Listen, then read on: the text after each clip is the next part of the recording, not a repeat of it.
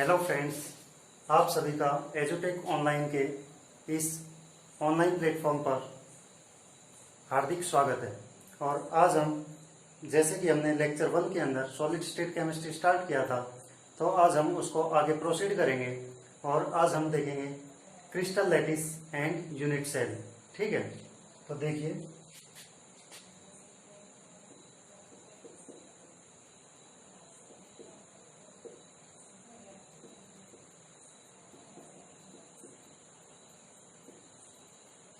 Solid state chemistry, इसके अंदर आपका जो टॉपिक है वो है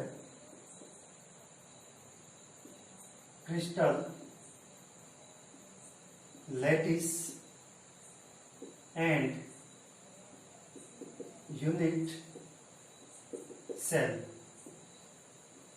ठीक है, आपका जो ये टॉपिक है crystal lattice and unit cell, इसके अंदर हमें ये देखना है सबसे पहले कि व्हाट इज क्रिस्टल लैटिस।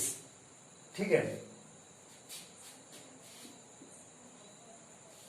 देखिए क्रिस्टल लैटिस को हम स्पेस लैटिस भी बोलते हैं, यानी कि also known as space lattice.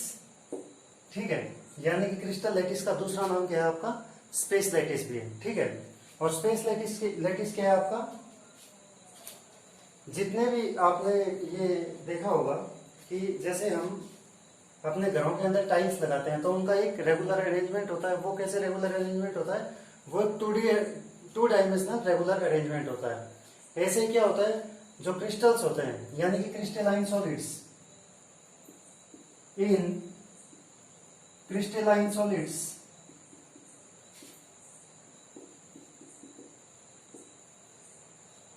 there is regular three-dimensional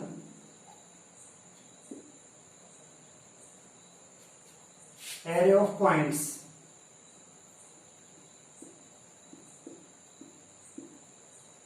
ठीक है, क्रिस्टलाइन सॉलिड्स के अंदर बेटा क्या होता है, 3 डायमेंशनल अरेंजमेंट होता है पॉइंट्स का। और वो पॉइंट्स क्या होते हैं आपके, एंड दीज पॉइंट्स आर, क्या हो सकते हैं आपके, एटम हो सकते हैं या फिर मॉलिक्यूल हो सकते हैं। ठीक है, मॉलिक्यूल क्या हो गया आपका, ग्रुप ऑफ एटम्स।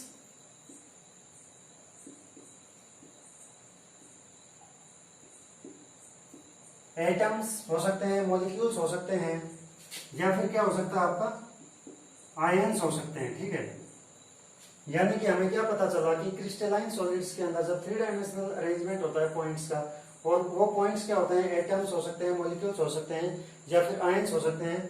और उस रेगुलर 3 डायमेंशनल अरेंजमेंट को हम क्या बोलते हैं, क्रिस्टल लैटिस या फिर स्पेस लैटिस। अब इसके अंदर क्या होता है, कैरेक्टरिस्टिक फीचर्स क्या क्या होते हैं किसी भी एक क्रिस्टल लैटिस के। ठीक है, तो हम देखेंगे characteristic features of crystal lattice. Characteristic features of crystal lattice,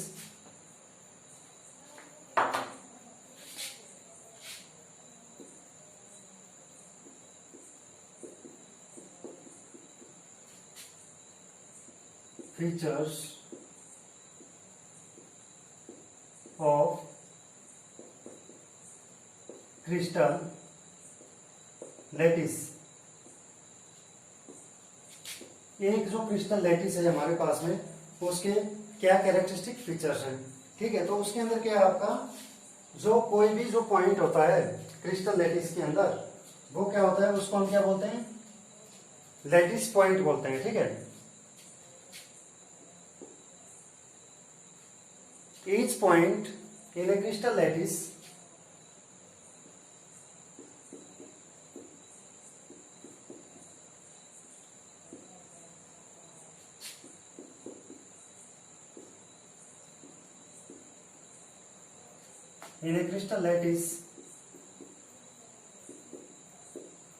is known as lattice point, ठीक है। यानी कि क्रिस्टल लैटिस के अंदर क्या होता है, जो पॉइंट्स होते हैं उन्हीं को हम क्या कहते हैं, लैटिस पॉइंट्स कहते हैं, ठीक है।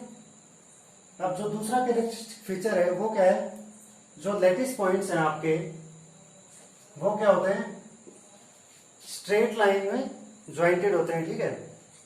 एंड दीज लैटिस पॉइंट्स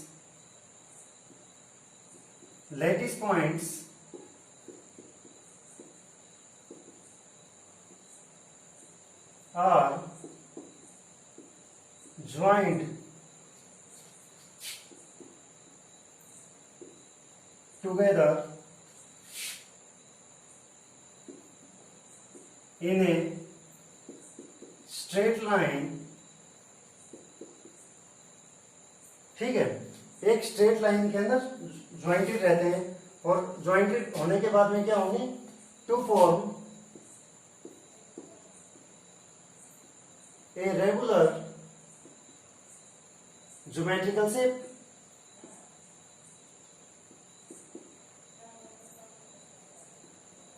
यानी कि एक रेगुलर ज्योमेट्रिकल शेप फॉर्म करेंगे, ठीक है। अब ये दो कैरेक्टरिस्टिक फीचर्स हो गए किसी भी क्रिस्टल लैटिस के, ठीक है।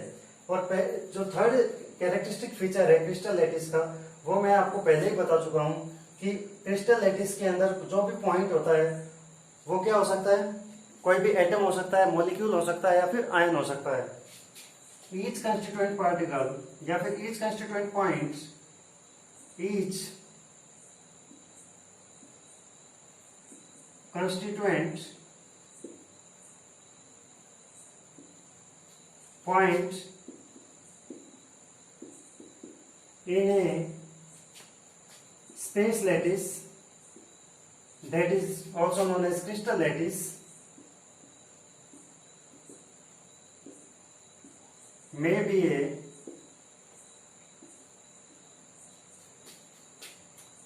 an atom, molecule या फिर आयन। यानी कि कोई भी जो पॉइंट होता है स्पेस लैटिस के अंदर उसको हम क्या बोलते हैं, एटम, मॉलिक्यूल या फिर आयन, ठीक है। अब क्या है, क्रिस्टल लैटिस का हमने डिस्कशन जैसे कर लिया है। अब हम आते हैं नेक्स्ट पॉइंट पर, और वो नेक्स्ट पॉइंट है आपका unit cell.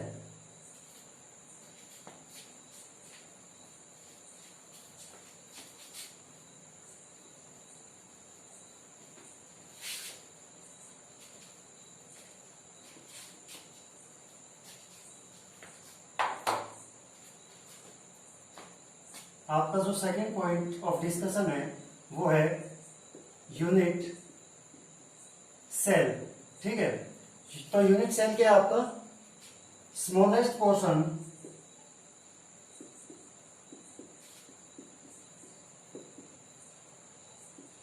Of a crystal lattice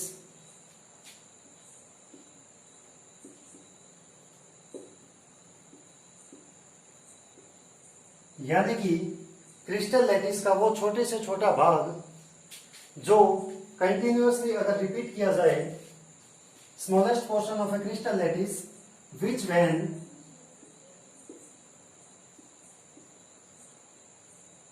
repeated again and again to form a complete crystal lattice, ठीक है। तो यूनिट सेल आपका क्या हो गया, क्रिस्टल लैटिस का वो छोटे से छोटा भाग अगर जिसको रिपीट किया जाए तो वो क्या है, एक कंप्लीट क्रिस्टल लैटिस का फॉर्मेशन करता है, ठीक है। अब क्या होता है कि यूनिट सेल जो है वो दो टाइप्स की होती है। ये तो हमने आपकी क्या देख लिया है, डेफिनेशन देख लिया है, यूनिट सेल की डेफिनेशन क्या होती है। अब हम आते हैं types of unit cell, unit cell के टाइप्स। अब हम इसके अंदर दो मेजर टाइप्स पढ़ते हैं, वो हैं आपके प्रिमिटिव यूनिट सेल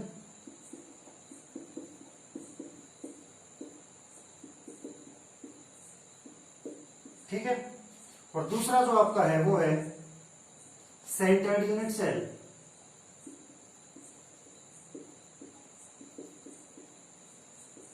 ठीक है, प्रिमिटिव यूनिट सेल क्या होता, कौन सा है, इसका एग्जांपल क्या हो जाएगा, जिसको हम क्या बोलते हैं, ऑल्सो नोन एज, यानी कि इसका एग्जांपल क्या है, सिंपल यूनिट सेल। ठीक है, और इसके जो एग्जांपल्स हैं भाई वो होंगे, आपका फर्स्ट क्या हो जाएगा, बॉडी सेंटर्ड यूनिट सेल। दूसरा आपका हो जाएगा फेस सेंटर्ड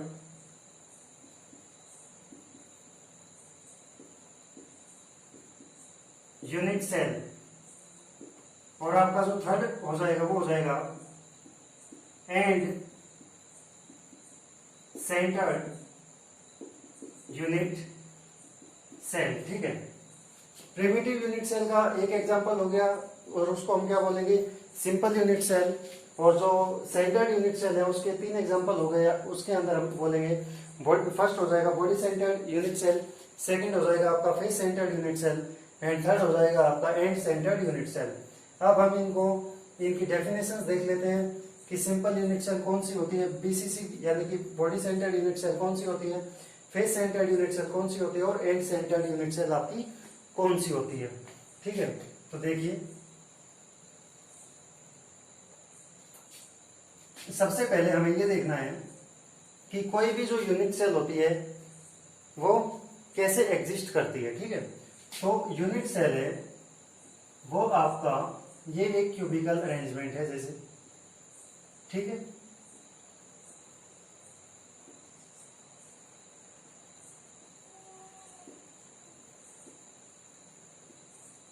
ठीक है, अब इस क्यूबिकल अरेंजमेंट के अंदर ये क्या है,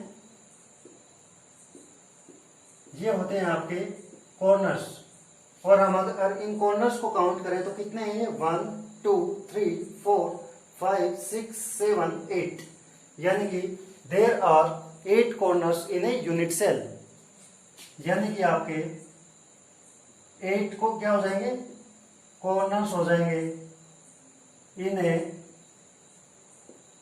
यूनिट सेल। ठीक है, 8 तो आपके क्या हो गए, कॉर्नर्स हो गए, और ये जो आपके क्या होते हैं, ये वाला जो पोर्शन है आपका,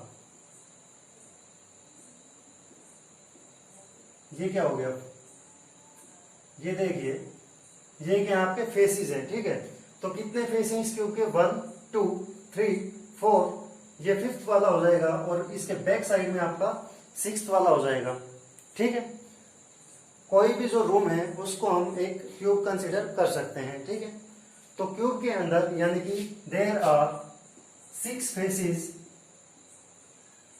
इन ए यूनिट सेल और क्यूब। ठीक है, यहां पर क्यूब को मैंने जैसे कंसीडर किया ये, ठीक है, इन ए यूनिट सेल। ठीक है, और 6 फेसेस हो गए हैं, और ये क्या चीज है आपकी,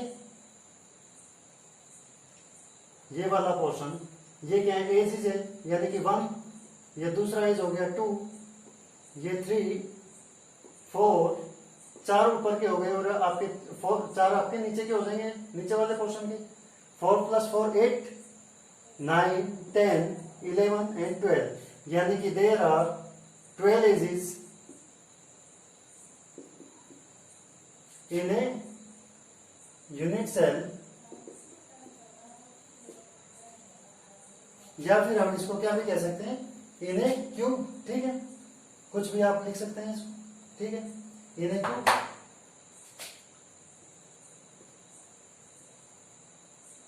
इन ए क्यूब। ठीक है, अब हमें देखना है सिंपल यूनिट सेल क्या होता है। ठीक है, तो हम डिस्कशन करते हैं।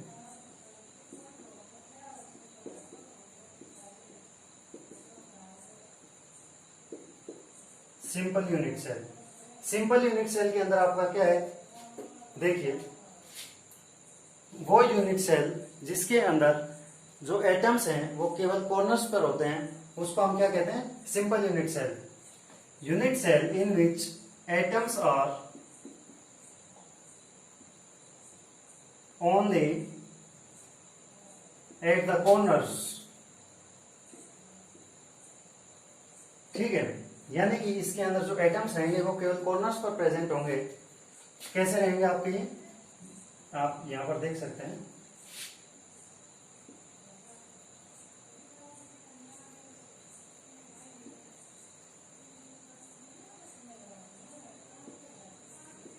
ठीक है, इसके अंदर एक आपका ये एटम हो गया, दूसरा एटम ये हो गया, तीसरा आइटम ये हो गया, fourth, fifth, sixth, seventh and eighth, यानी कि यहाँ पर 8 एटम्स हैं, ठीक है। यानी कि there are 8 points in a simple unit cell. और इनका कंट्रीब्यूशन क्या होता है आपका भाई, कॉर्नर्स के ऊपर हम कंट्रीब्यूशन की भी बात कर लेते हैं। तो कॉर्नर्स पर जो कंट्रीब्यूशन होता है आपका,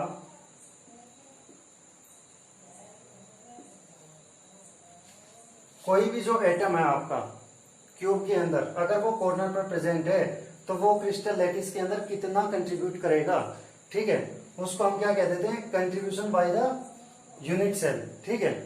तो इसके अंदर कॉर्नर पर अगर कोई एटम प्रेजेंट है तो वो उसका 1/8 पोर्शन कंट्रीब्यूट करता है, ठीक है। ऐसे ही अगर ये फेसिस पर अगर कोई भी एटम प्रेजेंट होता है तो वो कितना कंट्रीब्यूट करता है, फेसिस के ऊपर अगर प्रेजेंट है तो वो आपका कंट्रीब्यूट करेगा 1/2। और ऐसे ही अगर आपका कोई एजिस के ऊपर प्रेजेंट है तो वो कितना करेगा, आपका एजिस के ऊपर अगर प्रेजेंट है तो वो आपका कितना कर देगा, 1/8, 1/6 करेगा आपका, ठीक है।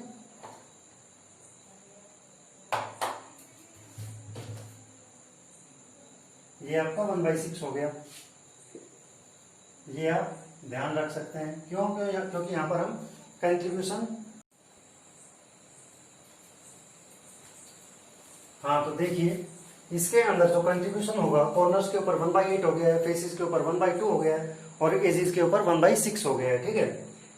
अब इनकी हेल्प से हम contribution by the unit cell to the total crystal lattice हम फाइंड आउट करेंगे। यानी कि यहाँ पर हम जेड को फाइंड आउट करेंगे। तो सिंपल यूनिट सेल के अंदर क्या होगा, क्योंकि यहाँ पर 8 कंस्टिट्यूएंट पार्टिकल्स हैं वो कॉर्नर्स के ऊपर है, यानी कि 8 इंटू कॉर्नर्स के ऊपर जो कंस्टिट्यूएंट पार्टिकल्स यानी कि जो एटम्स वगैरह हैं वो कितना कंट्रीब्यूट करेंगे, 1/8 करते हैं, ठीक है। तो ये कैंसिल हो जाएंगे और ये हो जाएगा 1। It implies z equals to 1, ठीक है। अब centred unit, simple unit cell यानी कि ये प्रिमिटिव यूनिट सेल थी, इसके अंदर क्या है, एटम्स केवल कॉर्नर्स पर प्रेजेंट थे। अब हम आते हैं सेंटर्ड यूनिट सेल पर, और उसके अंदर जो टाइप है आपका वो है body centred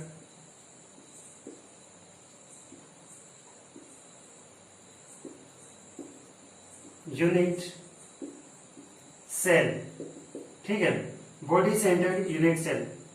as the name indicates, इस यूनिट सेल के अंदर जो कंस्टिट्यूएंट पार्टिकल्स हैं वो कॉर्नर्स पर तो प्रेजेंट होंगे ही होंगे, इसके अंदर एक जो कंस्टिट्यूएंट पार्टिकल है वो सेंटर पर भी प्रेजेंट होगा, ठीक है। देखिए कैसे, इसके अंदर आपकी ये क्यूब हो गया, ठीक है। कॉर्नर्स पर आपके कंस्टिट्यूएंट पार्टिकल्स यानी कि जो एटम्स हैं ये ऐसे हो गए हैं,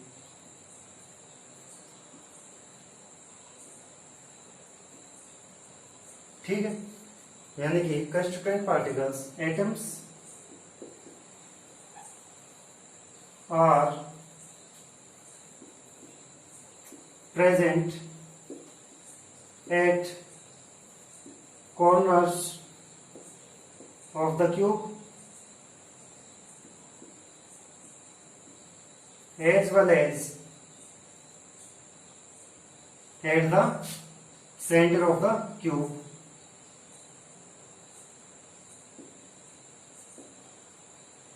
सेंटर ऑफ द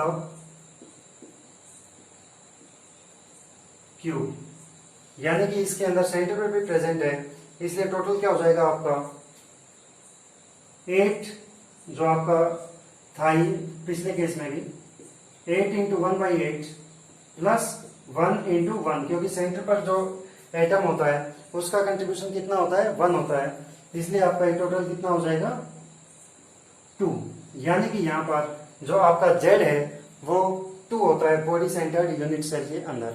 ठीक है, अब क्या है आपका जो सेकंड टाइप है सेंटर्ड यूनिट सेल का, वो है face centred unit cell. Face centred unit cell, face centred unit cell के अंदर जैसे कि नेम इंडिकेट्स कर रहा है खुद ही कि कंस्टिट्यूएंट पार्टिकल्स जो हैं वो कॉर्नर्स पर तो हर एक के अंदर रहते ही हैं, इसके अंदर फेसिस के सेंटर पर भी रहेंगे। ठीक है, कैसे रहेंगे देखिए,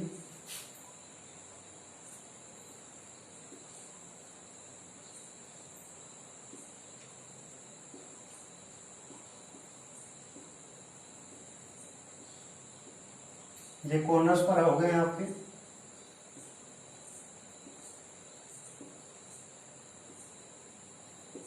ठीक है, और सेंटर ऑफ द फेसेस, यानी कि ये फेस हो गया आपका सेंटर, इसके ऊपर एक इस फेस पर हो जाएगा, एक इस फेस पर हो जाएगा, एक इस फेस पर हो जाएगा, ये फ्रंट वाला फेस है, इसके ऊपर ये आपका कंस्टिट्यूएंट पार्टिकल ये एटम हो गया है, और पीछे वाला जो फेस है उसके ऊपर ये वाला एटम हो गया है, यानी कि इसके अंदर जो टोटल कंट्रीब्यूशन है वो कितना हो जाएगा, कॉर्नर्स का कंट्रीब्यूशन काउंट करिए पहले, 8 इंटू 1/8 प्लस 6 एटम्स फेसिस के सेंटर पे हैं, तो वो कितने हो जाएंगे 6 इंटू 1/2, आप 2 3 जा 6, 8 1 जा 8, यानी कि यहां पर क्या हो जाएगा 4 हो जाएगा। It implies Z equals to 4 in case of face centred unit cell.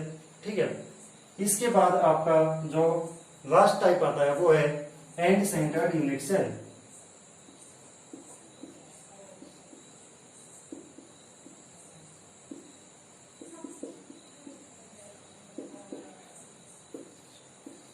End centred unit cell, इसके अंदर क्या होगा, जैसे कि हमें पहले भी पता है कि कॉर्नर्स पर तो एटम्स प्रेजेंट होंगे ही होंगे हर एक जो यूनिट सेल है उसके अंदर।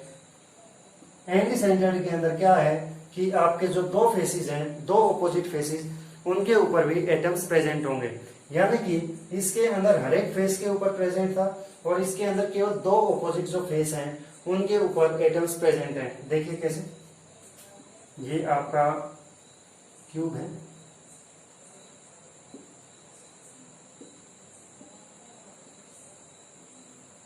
ये आपके कॉर्नर्स पर पॉइंट्स हो गए हैं,